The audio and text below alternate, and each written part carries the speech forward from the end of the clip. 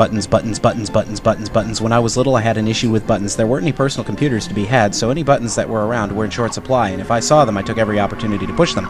Unfortunately, most of the buttons that were around were connected to some kind of an emergency mechanism, which means I got into a lot of trouble when I was a kid. This keen interest in pushing buttons took a different direction, however. When I was out with my mother one day, I wasn't exactly sure if it was a bowling alley or a flea market, but it was one of those places that was big, kind of white, and had a lot of echoey noises to it. Anyway, I was over in this little gap where one of those stupid robotic clowns was waving back and forth, and I happened to notice this large white machine. This large white machine had a blinking little red candy-like button. I wanted to push it. I pushed it, and I started hearing noises. I couldn't see what the hell was going on because it was way up high, but I saw that there were some flashing lights, and it made an interesting noise every time I pushed the button on the side and twisted the handles back and forth. This started my unhealthy obsession with video arcades.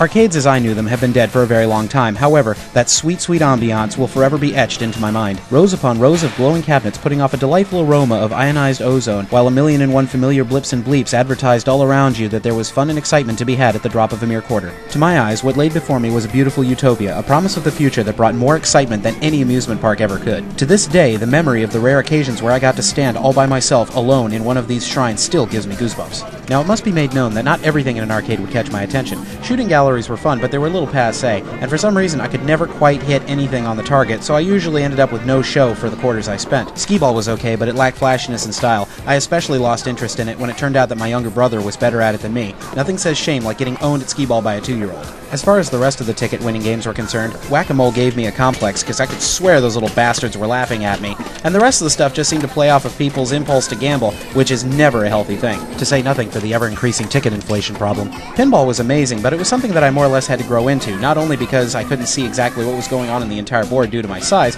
but also because it requires a certain level of post-pubescent sophistication to truly understand the art. So this brings us back to the subject of the video games and their wonderful tasty buttons. In the early days, I was a fan of pretty much everything, from the high-end graphics of Donkey Kong and Pac-Man, all the way back to the stuff that required decals stuck to the screen to signify clouds, colors, and anything else that could not be represented through the primitive pixels of the time. Well, yeah, just like real driving. As I grew older, say about 6 or 7, my taste became more refined and I started getting more picky and choosy about exactly which buttons I was pressing. At this time, my parents started occasionally taking me to what I consider to be the greatest arcade on the planet, Malibu Castle Golf and Games in San Antonio, Texas. It's a nice place to visit, but you don't want to live there. Anyway, at this time, my interest was primarily held by 3 particular games: Crossbow, Star Wars, and Dragon's Lair. Maybe not necessarily in that order, that part of my memory is a little blurry, but I can tell you exactly where I was when I first ran into each of these 3 games. We'll start with Crossbow. Now, yes, I know that I've already stated that I wasn't entirely fond of shooting galleries, but there was a big difference here. 1, you could actually see where your shots were landing. 2, there was a great assortment of wild environments. And 3, there is something to be said for any game that has a full-size, heavy-ass, iron and wood medieval instrument of death bolted to the front of it. I first discovered this masterpiece at the Malibu Castle, which only seemed logical given the general theme of the place. The way I saw it, this game was the main reason to come here, despite the fact that I had a great deal of difficulty aiming since this thing was set unusually high up and the local arcades hadn't quite gotten it into their heads to start supplying the wee ones with those helpful little wooden step stools that we've all come to know so well as the greatest breaker of toes this side of the Pecos. The Exidy Company had made a few other shooter games, but Cheyenne just kind of reminded me of those boring, repetitive Wild West galleries, and their last attempt, Chiller, just kind of made me sick to my stomach. Besides, Crossbow had such an amazing cast of characters. There was Mustached Robin Hood Knockoff, Blonde in Hot Red, Gimli Wannabe, Crazy Cat Lady, Pointy Hat Cave Wizard, and Black Guy in his underwear. Ah, what a great game, right down to the final boss being a head that looked like a leftover from the mid-70s rock revolution. And speaking of the mid-70s, that brings us to our next game, Star Wars. I first found this one at a hot dog eatery at a strip mall down the street from where my dad worked. Now, I don't know about all of you out there, but when I was a kid, I completely shunned G.I. Joe in favor of my Star Wars toys. Was I a fan? Well, I was able to recite the entire first movie from beginning to end before I was able to learn to read or write, so I guess at the time, yes. Having heard me say this, you can probably imagine my excitement when I first found this game. I mean, yes, all the graphics were pretty much just wireframes, but to a small child, that, combined with the fact that it was actually playing the real theme music and had actual recordings of Luke, R2, and Obi-Wan Kenobi, or at least awkward digital copies of them, regardless, this game rocked. Bridge 5, I'm going in. Now, escapism runs in my family, and I love good theming, so I had nothing but love for the cabinet of this thing. The further I leaned into it, the more it felt like I was in an actual cockpit of an X-Wing fighter, and the less I had contact with reality. Hell, there were several occasions where I was known to just close my eyes and start trying to use the Force in order to play. Yeah, that gave everybody else a pretty good laugh, but I thought I was doing pretty good. And so onward to the third and I suppose most striking game that I ever played, Dragon's Lair. I'm sure we all remember just what kind of a big deal this was. There were no square pixelated sprites here. This was full-on, richly colored, living animation that you could frickin' control. Well, I mean, sort of control.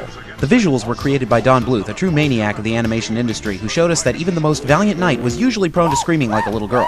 I first discovered this game at a local bowling alley where my mother had set me up to take part in a league that I lost interest in after about 3 frames. After that, I kept finding excuses just to wander off so I could go back into the game room and watch that intro screen over and over. Oh, and in case you're wondering, I did not care for Space Ace. Dragon's Lair was all about nervous anticipation, especially since when you hit the button or joystick, the screen would usually go black for a second or two before you knew whether or not you had survived the perils that you had a moment ago been gawking at. But there were very few things more satisfying than hearing that triumphant little fanfare at the end signifying that you had completed another level. Now, the tension I just spoke of was always a little bit higher with me when playing any arcade games because I always had a very limited bank with which to play them. The very sad and real fact was, despite how much I loved arcade games, I was notoriously bad at them, and was lucky to make $1's worth of quarters last 3 minutes, if that. This of course frustrated the hell out of my poor father, who had been raised sharply with the understanding that if something couldn't sustain you or serve you for 10 years or more, it wasn't worth spending your money on. This was primarily, of course, why I spent most of my childhood observing games rather than playing them. Seems everywhere we went there was a machine that I wanted to play, and this drove my parents nuts. The local cinema had a Tron machine in the lobby, and I didn't so much mind not having the money to play this one because I just like basking in its cool neon glow and staring into that crazy window with the computer landscape behind it. And Tempest I had no particular interest in since every 2-bit game room in America seemed to have it. A game is just no fun when it's that common. Then of course there was Wizard of War, which was just fun to hang around so you could occasionally hear it talk in that Stephen Hawking style voice. As time progressed, graphics got better and I was seeing games more and more sparsely. I found Gauntlet at a KOA campground and swore up and down at the time that it was the greatest game triumph ever. Now I can't stand to sit still for more than 30 seconds of it. There was Indiana Jones over at the local gas station, and then that crazy combo of Gauntlet and Indy at that bowling alley in Florida.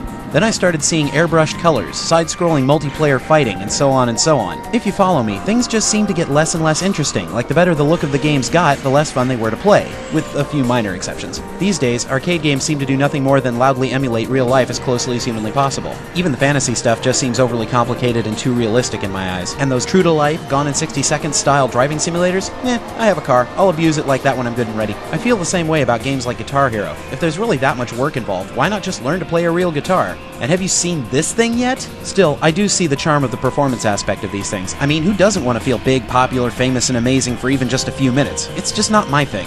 Most folks in my gaming generation lost interest in arcades around the same time anyway. Between the creation of the PlayStation and the N64, the games you could play free at home were actually getting better than the stuff you had to pay a quarter for. The ambiance had faded long ago as well. The magic of the old arcades wasn't in real-time combat, fast steps, or how many headshots you could pull off. It was the very basic excitement of color, sounds, and scores. The game didn't have to make much sense, just enough for your imagination to take over, and then your mind could cook up whatever you wanted to believe. In this day and age, anyone with high-tech tools or the right software can create a realistic, fully rendered ROM. But back then, it was programmers building from scratch, taking very limited tools and struggling imaginatively to make something worth looking at. This love, care, and effort shined through and gave a real soul to these games that modern technology will, in all likelihood, never be able to duplicate. Like the old Epcot Center or Buck Rogers, a future of the past, a sweet vision of what was new and exciting. I pray that its memory never leaves my mind, exactly how it was, and exactly how it felt.